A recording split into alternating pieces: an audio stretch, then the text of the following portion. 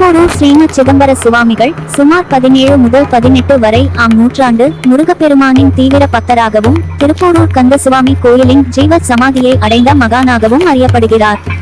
இவர் மதுரை மீனாட்சியம்மையின் திருவருளால் அவதரித்தவர். தமிழ் இலக்கியம் மற்றும் ஆன்மீகத்திற்கு அளப்பரிய பங்களிப்பை செய்துள்ளார். வரலாறு மற்றும் சிறப்புகள். அவதாரம்: பாண்டிய நாட்டின் மதுரையில் சங்க புலவர் மரபில் தோன்றியவர். குருவின் அருள்: குமாரதேவரின் முதன்மை சீடராக விளங்கியவர்.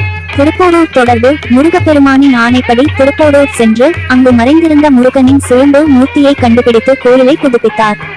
முக்கிய இலக்கிய படைப்புகள்: இவர் தோத்திர பாடல்கள், சாத்திரங்கள் மற்றும் பல சிற்றிலக்கியங்களை அருளியுள்ளார். அவற்றில் சில: திருப்போரூர் சந்நிதி முறை, திருப்போரூர் சந்நிதி முறை அலங்காரம், உபதேச உண்மைதிருப்பாதுரை, குளியூர் புராணம், கிளிப்பாட்டு, குயில்பாட்டு, தாலாட்டு மற்றும் பூசல். ஜீவ சமாதிவர் திருப்போரூர் கோயிலின் வடக்கு பகுதியில் ஜீவ சமாதி அடைந்தார்.